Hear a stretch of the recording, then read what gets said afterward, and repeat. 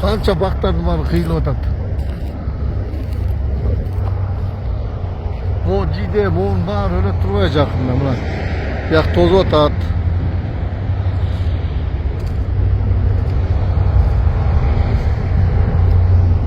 Biz жақында аябай өнігіп кетет турбайбыз. Бүт жаратылышты талкалай турган болдук да. Массовый талкалап атабыз. Эмне деген жийде, кызыл китепке кирген нерсенин баары жок болуп, кыйылып, талкалаган үстүнө талкалап баратабыз да. Эмне деген өлкө болдук я. Кыйрап өнүгөбүз да ушул. О чуун жегинде жакында бир талга албайт да. Бир талга албайт. Болгон өртөп талкалайбыз. Эмне деген адамбыз биз. Единственный многомиллионный шаар Бишкекке тазабай берип аткан Токмоктун токою ушу чуун жегинде талдардын баарын массовый түрдө кырат экенбиз да. Мына көрсөтүп коеюнчу мына. Полный экен. Жийден баарын түрүп бартып полный кырат экенбиз да. Урматтуу Садыр Кожоевич, бул кандай болуп калды? Минприродада иштейби? Биздин жашоо 10 жылдан кийин кандай болот? Элестете алабызбы? Эмне болуп баратабыз? Өнүгөбүз, өсөбүз. Бирок умирающий город, умирающий Чуйский долина болобуз да. Действительно, болгон кырат экен мына. Мына забор тозулуп атат. Бүт тозот. Мо жийде, Аблипика бүт өлөт да. Урматтуу губернатор, ушундай инвестор келбей эле койбойбу, кандай дейсиз? Ушул бүт баарын талкалайбызбы? Ар бир аба үчүн, бак үчүн күрөшө турган заманда сүйлөсөк тоолордун жылы, укмуш природаны сүйөбүз, чуун жегин баарын талкалап атабыз. Бүгүнтөн чара көрүп колдонуп сактап калбасак, келечегибиз жок болот. Кыргыздар, келечегиңер жок болот. Бүт жаратылыштын баарын талкалап, жок кылып, каяка шашабыз? Биз миллиарддык Кытайбызбы? Биз кичинекей 3-4 миллион, шайлоого бардык 1,5 миллион, көп болсо 3 миллион эл экенбиз. Эмне бүт баарын талкалап, кырып, жоюп баратабыз? Биз каяка, биз эмне башка өлкөгө көчүп кетебизби? Эмне деген мамиле? Биз деген алыбызга жараша, жылкыга жараша ышкырып чаккан элбиз да. Биз эмнеге мынча гонкага чыгып атабыз? Болгон жаратылыштын баарын талкалап, эмне деген жашоо болуп баратат билбейм. Эгер ушул бир жөнөкөй мен бир чырканак кыяйын десем, канча уруксат ала албай 90 экспертизадан өтөт элем да. А бу жерде целый гектарлардын баарын талкалап атат. Кыргыз элим, урматтуу ыйгарым өкүл, Чүй областынын Азамат губернатор, мен билбейм фамилияңы. Бирок могу чүйдүн жегин как зеница ока коргооңо өзүңүз өтпөсөңүз, өзүңүз көзөмөлгө албасаңыз, эмне деген токой? Бул 10 жылдык эмес, бул 50-100 жылдык токойдун баарын талкалап кетип атабыз кыргыз элим. Мен жакында айтам, рыбачыга чейин суун жегинде баарын жок кылышат. Биз бүгүнтөн этегибизди жийип, бүгүнтөн коргонбосок, сактанбасак, жаратылышты коргобосок, баарынан ажырайбыз. Андай инвестор бизге эмне бар? Биздин жаратылышты талкалай турган тазабага зар болобуз кийин бара-бара.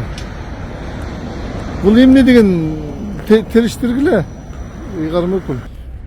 Туя мен арча, каражыгач, каражыгачты кыйып койсоң аябай жакшы көрөт да. Аммалар жок дейтилер. Туя менен арча, эгер ошо бутанын акырын кыйып койсоң, ошол жерден запасный почкалар ойгонуп, аябай бажырайып жакшы өсүп чыгат да.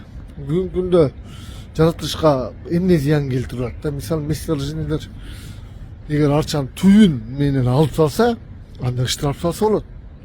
Эгер гибелге алып барса, анан бүгүн түшүнбөгөн финполициялар баягы эмчи Минприродага келип алгандыр. Тети Кызыл сууда 2000 жылдар элдер кыйналганда арча алып барып Ош базарга тияк бияка алар арчанын бутагын алып барып сатчу да, жапалак арча. Анда асыл болчу жапалак арча. Ошолор кыйып барып саткан үчүн кесип барып ондай арчалардын баары. Мына муну дайыма омалажыбайт этет. Бундан эчтеке болбойт. Запасный почкалар өсүп чыгып аябай жакшы болуп өсөт да. Бул туя, арча. Асыл арча болчу. Кийин элдер кыйып барып кесип, бутактарын кесип барып сатып атып, ошол жер баспай калды. Мал өтө албай калды арчанын жыштыгынанчы. Бул запасный почкалар ачылып, арча аябай өсөт да.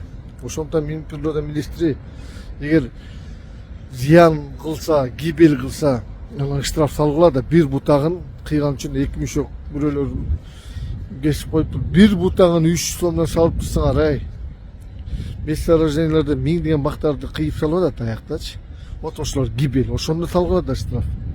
Мына мореки бакты деле карагыла, кыйганды жакшы көрөт, бүт кыйыш керек булардычы. Кыйсаң сүйүнөт, омолаживать этет, запасный почкалар чыгат, ачылат. Жагат да буларгачы.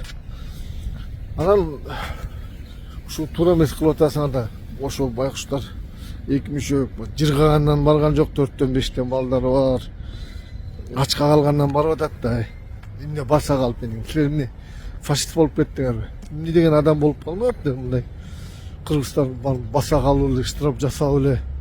Мындай зыян келдиби? Же кайра пайда алып келдиби? Миң жетеби ошого? Тим эле эгер гибель алып барса, сен кылган ишиңа гибель алып барган жок. Наоборот, өстүрүп жыш кылып атат.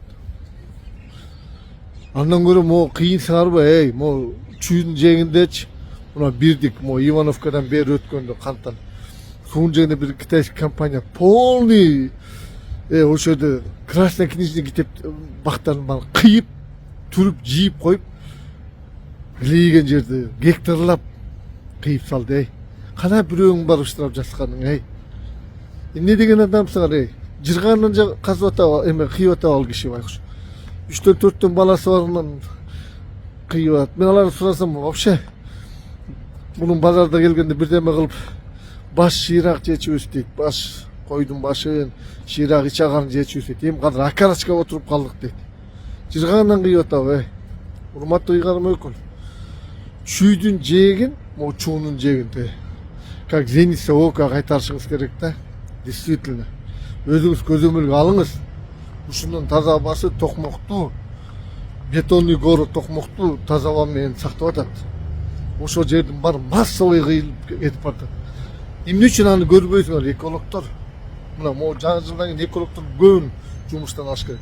Бир байкушту, шорду кыргызды баса калып эле, мээңер жетеби ошо деген, ал деген пайда алып келип атат, наоборот, бактарды жакшы өстүрүп атат арчаларды. Любой академия, любой лесоводко барып сурагала. Даже рекламалар берет, туяны кыям, арчаны кыйып берем деп. Анан кыйып бакты өстүрүп атса, пайда алып келет, ошого штраф саласыңар, Мындай мээңер иштесеңер, ушундай закондорду карабайсыңар, баса калды Кыргызстандын бучиттүү билен. Бар тети китайский компания штраф салчы. Кимиң барат экенсиң ошол жерде? Миң деген мактарды кыйып түрүп салды да жолдун жээгинде. Аны эч ким көрбөйт. Байкуш. Эшегим менен барып, бир мүшөк арча алып койсо баса калыптым эле. Оппа, оппа деп.